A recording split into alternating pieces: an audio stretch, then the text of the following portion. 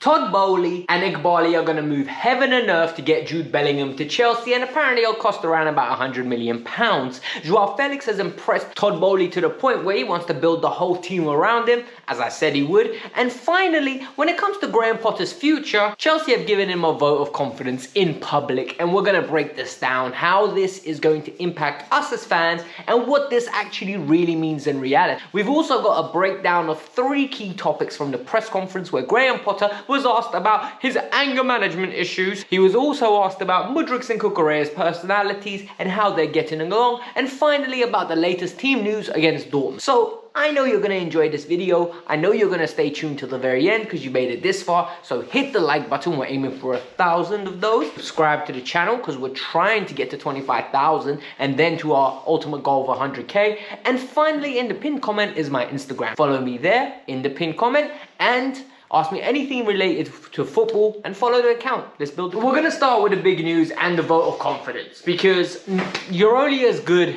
as your weakest link. And in this current iteration of Chelsea, I think it's fair to say that off the pitch, we have resolved our issues. On the pitch, we are actively adding very impressive individuals to the thing, whether it's Joao Felix, Enzo Fernandez, Badia Shil, Wesley Fofana. We are adding credible, good tier talent. Now we've got a manager in Graham Potter that a lot of the fan base is already flipping on.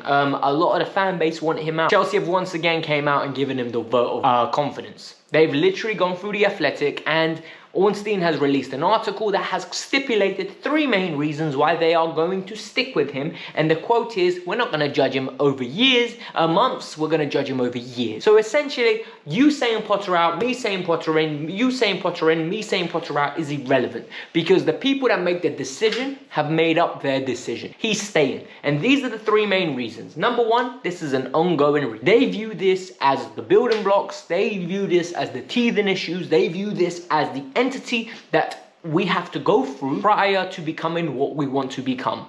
We need to literally shred everything out and then rebuild from the beginning. Potter is part of the reason. Number 2, injuries. We've seen an unforeseen number of injuries, and it is impacting results, and hence if everyone stayed fit, or if we had a normal year of experience of injury, Chelsea wouldn't be this bad right now. This is a firm belief throughout the club. This is a belief that Potter has shared before, and this is a belief that the ownership group currently have. Hence, he's not going anywhere. And finally, this is a youth project.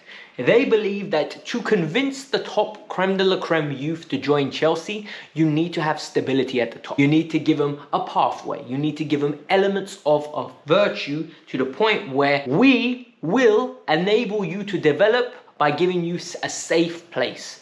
And Graham Potter is a safe pair of hands. As long as his ideology and his philosophy meets the one of the board, he ain't going nowhere. And that's the harsh reality if you want him out, and it's the excellent news if you want him to stay. So we're going to avoid that topic going forward, and we're going to try to remain positive and enjoy watching our team. When it comes to our star boy Joao Felix, a lot of us absolutely are enjoying watching him play. I recently tweeted that he is the second coming of Eden Hazard in the Chelsea kit. Maybe there's not too much similarities when it comes to ideology of the type of player he is. He reminds me of Ricardo Kaka. A lot of people have said this. This is a common consensus. So I'm not a revolutionary individual that's making up something on the spot right here. It's something I heard, I can see it, and I actually can put together the pieces to absolutely envisage it. But why am I saying that this is a great piece of news? Well, Joao Felix has joined Chelsea on a £12 million loan. A loan that was consistently getting bombarded by the media, consistently getting bantered by rival fans, and consistently revamped and consistently insisted, oh, £12 million, so Joao Felix on loan, on a rental. All of a sudden, everyone's forgot about that fee. And why is that? Because he's been performing 2 games and absolutely he shut everyone up, and it's beautiful to see. And it's to the point now where Todd Boehly is coming out, reports in Portugal, reports in Spain, that Todd Boehly has actively wanting to make him the face of the team. He wants to build the team around Joao and wants to make this team as dynamic as possible, and Joao is the catalyst to this. Chelsea are willing to pay £85 million, which is 100 million euros for this player. Atletico Madrid are praying that they could absolutely skim Chelsea and take absolutely 140 million euros. Mendes, his agent, believes that this is not the price that João was worth, and is going to actively try to get the player out of the club.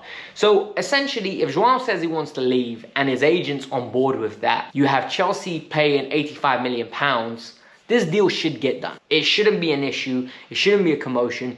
As long as 3 of the 4 parties want to get this done, Atletico Madrid are going to end up being in a position where they're powerful. If Diego Simeone's there, the player's not going to play for that club again. So the only way I could see things change is if Diego Simeone gets sacked and they replace him with a manager that João believes will unlock his skill set. But I don't see that happening anymore. The Athletic has been feeded a lot of information when it comes to Jude Bellingham. Initially was that Real Madrid was the #1 destination for the player. Then after the World Cup, you started to see a lot of information coming out about how Liverpool are confident in acquiring talents of this individual and that they believe that he is the missing piece, he's the catalyst for their success.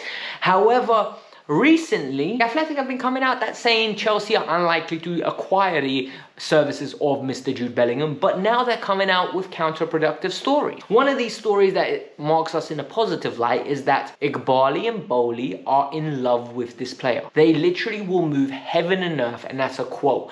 They believe that he is phenomenal and we can acquire his talents and bring him into the team as long as we sell the project to him and his family. For me, this is very interesting because they also tout that the interest was arising from the game England against Iran, where they went to watch their own players, but they left going, wow, this kid is phenomenal. I don't think Jude Bellingham is the right player to go after, personally. I like a midfield of Enzo Fernandez, João Felix, and maybe an Andre Santos in the long run. Maybe we get a DM or a ball playing midfielder to partner Enzo Fernandez, having 2 ball players with someone that's a little bit more rugged in challenges. I don't see the value in going after Jude Bellingham. If we sign him, am I going to be happy? Of course I'm going to be happy. But I don't see him as the missing piece. I don't see him as the missing puzzle or fixer. So this would literally be hoarding talent. Like, I don't see a need for this signing. We need a striker. I genuinely believe. I think we need cover for Reece James, which we got in Malo Gusto now, so that should solve it. Essentially, it's 1 midfielder and a striker and a keeper, and we're done. Like, that should be our squad ready to go next year, hopefully competing for a title, hopefully in the top 4, prominently. Not on a conservative basis, oh, we should make top 4, but a prominent charge towards a top 3, maybe even a title race. That's my personal opinion. A lot of you might. Finally, the press conference and what I think is going to happen in today's game against Dortmund. Well, #1, the press conference news is that Zakaria, Fofana, and the one and only Mateo Kovacic are back in the team. They are in the squad. Graham Potter actively said that asking them to play now would be a big ask because they're not match fit. But they might get minutes here and there, and this is good news for me. This is very positive, this is encouraging. It means our squad is fattening out again, because recently our bench has been beyond pathetic. #2, there is no problem between Cucurella and Mudryk. That's what's coming from the manager. The manager wants to reiterate this and believe that people are trying to stir problems where there aren't any. The two hardly know each other, considering one of them just joined, and they are both in an interesting situation where they're settling. They're both good people. I really hear this over and over again from Potter. He really believes in people being good people, and like, he believes in the personalities having to mesh. You can really tell he's very selective with the way he talks about players. They're not assets, they're human. And I really like that, I really do. It's nice to see, it's refreshing, because a lot of people just speak about the football and that's it. So there is no problem here. This is just journalists asking stupid questions. And speaking about stupid questions, they literally asked them, former media pundits, former players in the media are calling you out, saying you should have caused a bigger commotion. You didn't. When was the last time you got angry? Something stupid like that. And he retaliated in a way that I really liked it. He said he gets angry by answering stupid questions and basically insinuating that's a stupid question, which he's right, within his right. He also said there was no need for him to get angry in that situation. It's after the fact. What is the point of him getting angry after the fact? Nothing would change. And he was managing in the 9th tier of English football, where people always talk about how the abuse that referees get in the grassroots, but yet they want him, the people that write these articles, to be giving abuse to the referees. So he's just very evident in what he's saying, that they're just being muppets, really. That's the way I'm going to perceive it. But all in all, there wasn't much to take away from his press conference. It's like another Graham Potter press conference, right? Key moments here and there, but a lot of fluff and a lot of stupid questions from the journalists for us not to dig in any teeth into it.